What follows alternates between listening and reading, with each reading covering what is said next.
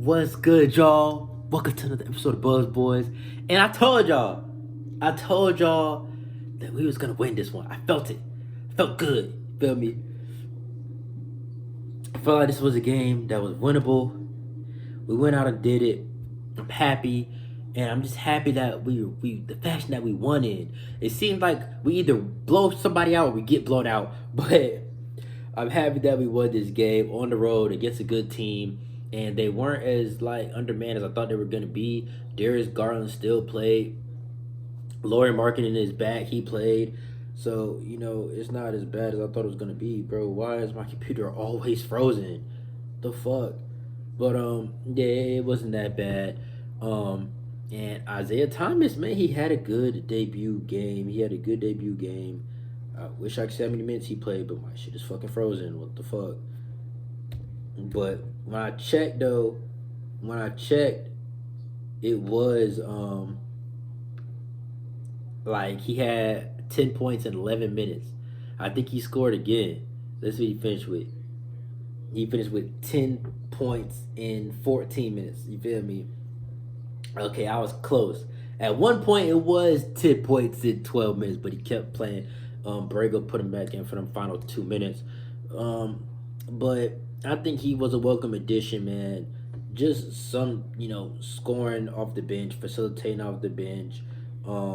He had like 3 assists at halftime. He had no points, but he had 3 assists. You know what I'm saying? 3 rebounds. He finished with 5 rebounds, which is pretty good. He was actually like rebounding the ball. 3 assists, 2 steals.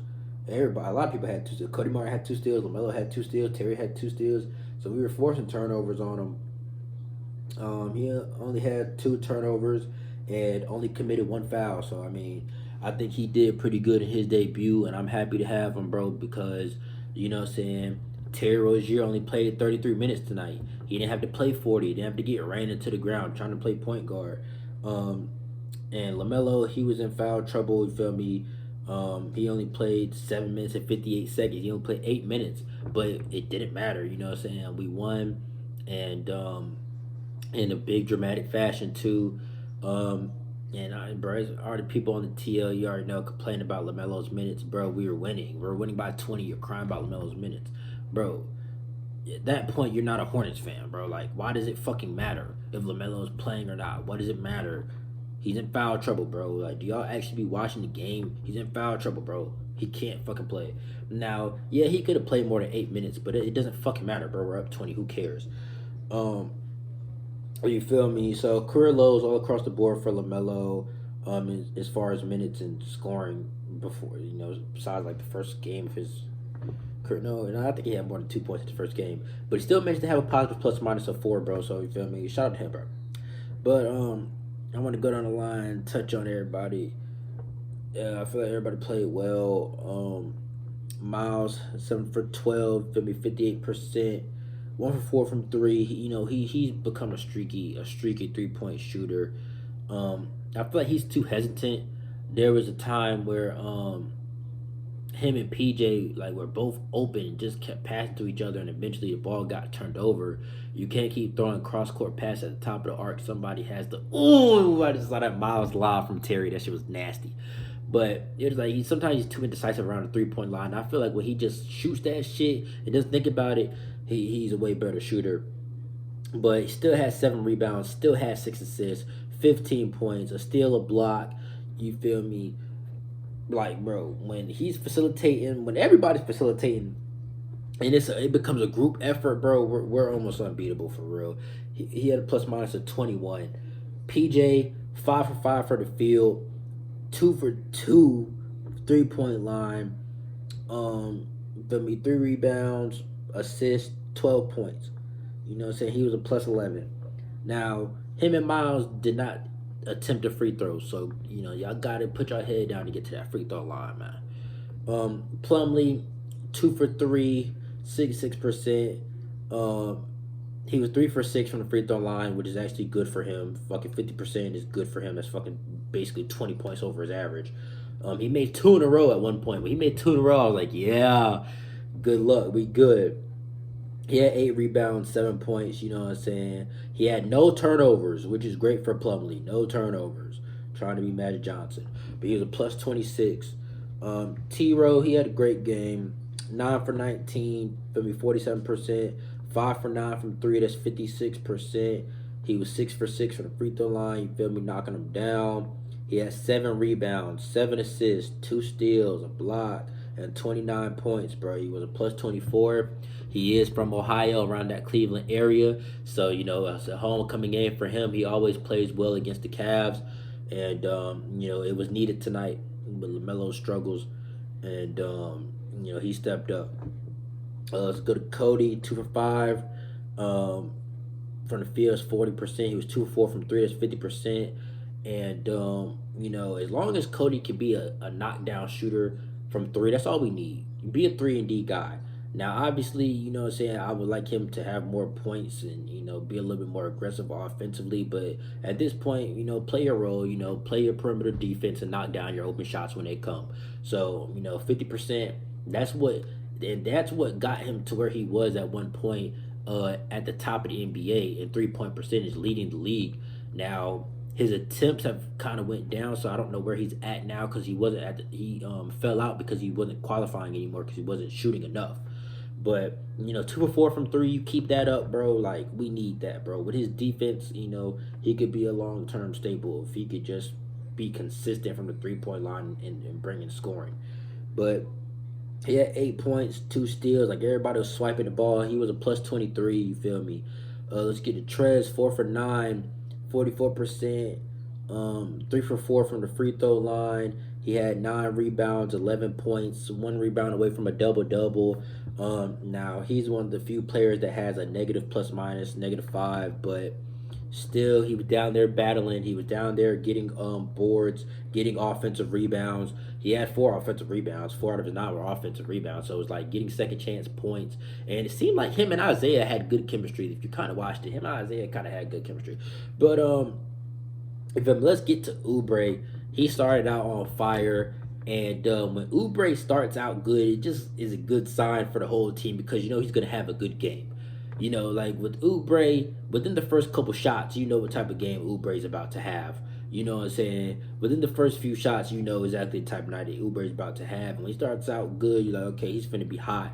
7 for 15 is 46%. You know what I'm saying? One shot away from being 50. 5 for 11 from three. One shot away from being 50. 19 points, 5 assists, 4 rebounds. Like, okay, Kelly scoring and facilitating. Like, the ball was hopping around a lot, bro. Everybody was facilitating, bro. I love to see it. He also had a block. He had a plus minus of 4. He did have 4 fouls, though. You feel me? Him and LaMelo had the most fouls. They both have 4 apiece.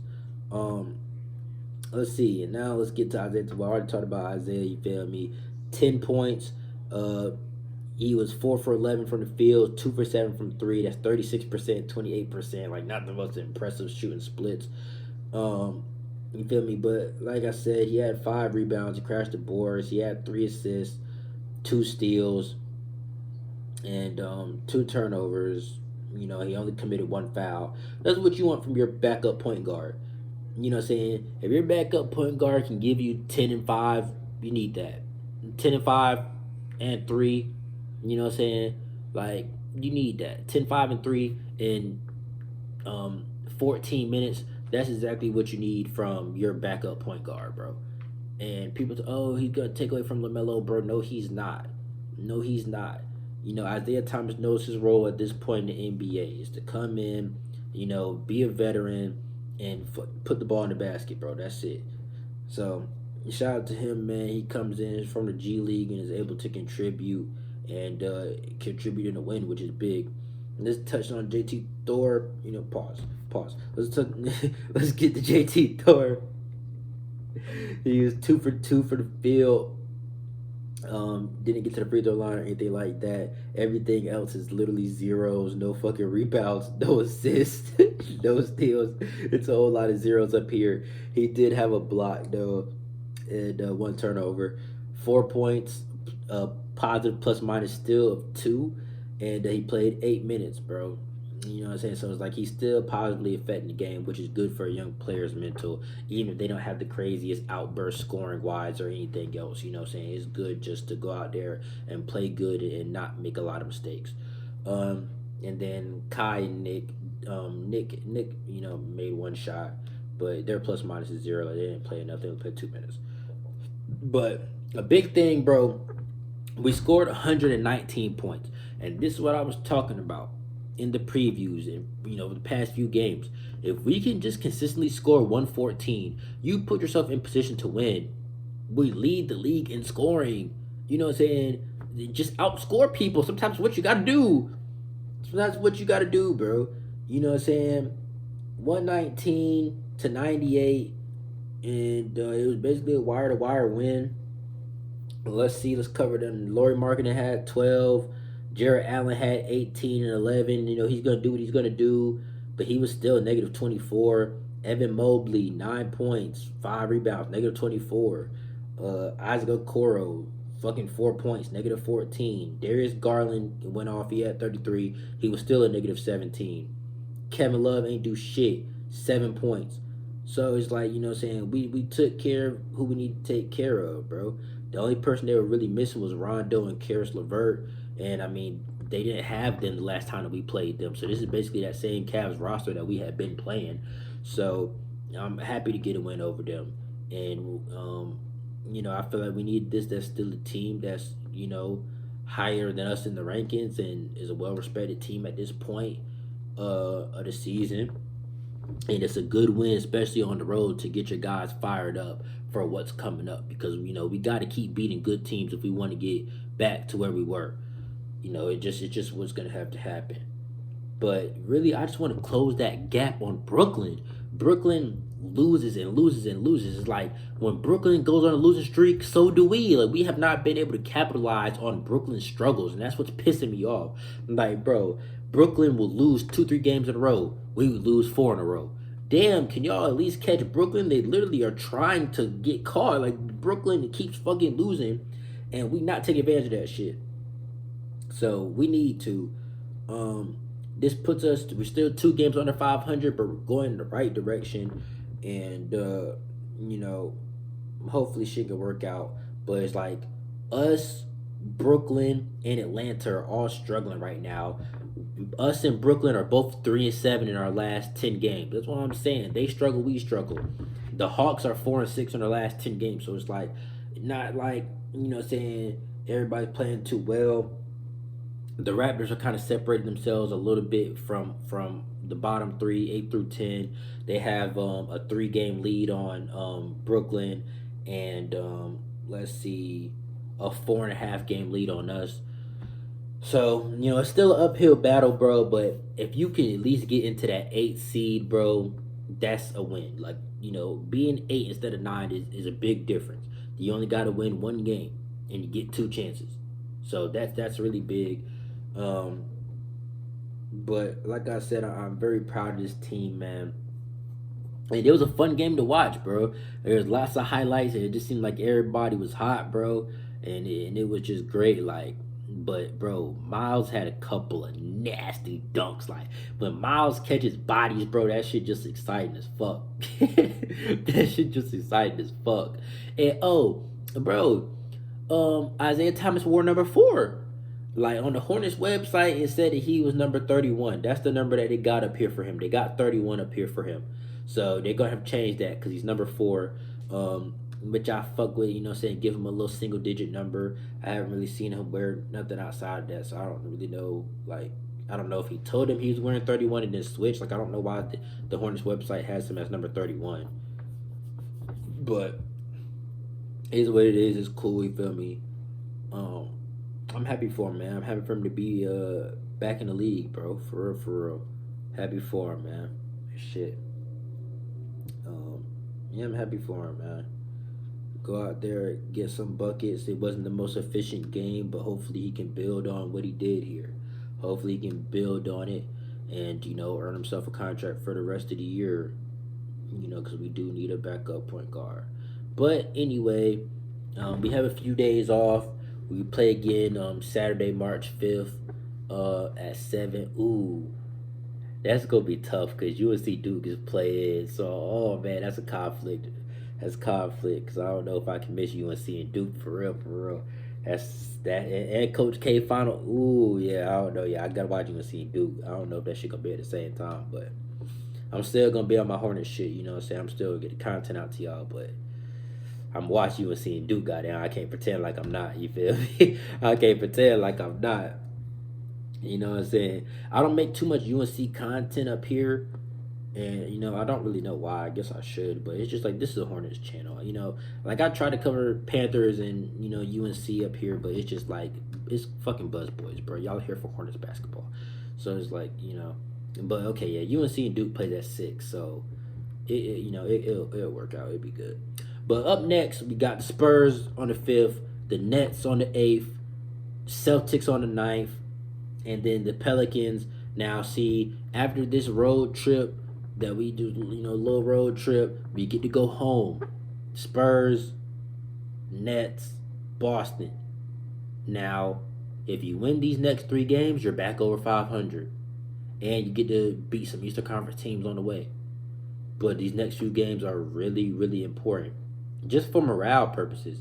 Because if you beat teams like the Cavs, the Spurs, the Nets, the Celtics, the next 2 games where you got to go back on the road against the Pelicans and the Oklahoma City Thunder should be kind of like light work, you feel me? But you got to beat these good teams, and that's why tonight was really important. We had to capitalize off this. We got a few days off, so hopefully we can keep the momentum, and hopefully we can get a few guys healthy. Nick Richards was available to play tonight. He got upgraded. Jalen McDaniels, he was doubtful. He went down to out, so hopefully by the 5th or definitely the 8th, he can be back. Because, JT Thor, I don't know, he's not quite there with the offensive contributions. So if you bring him back, you kind of get the same thing that JT Thor gives you, but a more veteran guy who's still young, but also who's more of a scoring threat than JT is right now, even though I think JT's potential is limitless. But yeah, those are the next games that we have coming up, and I'm just interested to see how we handle it, and hopefully the home crowd shows up and supports. Actually, I'm gonna make my way to one of them, bro. March 8th or 9th. What is that? The 5th is Saturday, 6th Sunday, 7th Monday. So Tuesday and Wednesday, shit, I'm not gonna be doing shit. Yeah, I'm going to one of them games. The Nets tickets is probably gonna be expensive as fuck, but I don't know. Maybe the Celtics cheaper. The Celtics might be cheaper on March 9th. I might fuck around and pop out to that because I ain't been to a game in a little minute.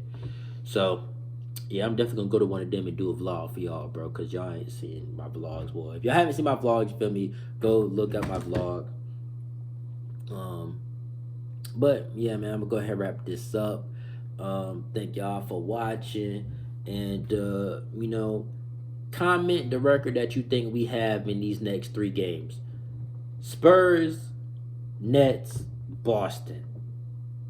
I'ma say we go 2-1, but I'm optimistic. I'm an optimistic guy when it comes to this team because I know the caliber that we can play.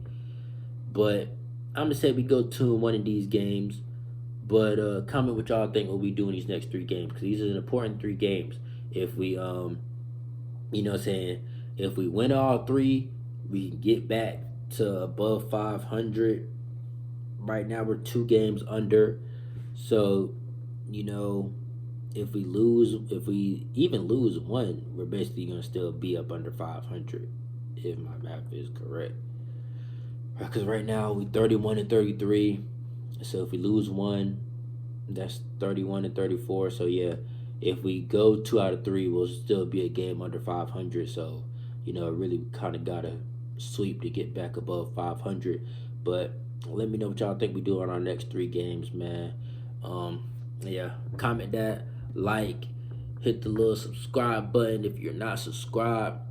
Hit the notification bell if you are subscribed so you can get notifications for when I upload.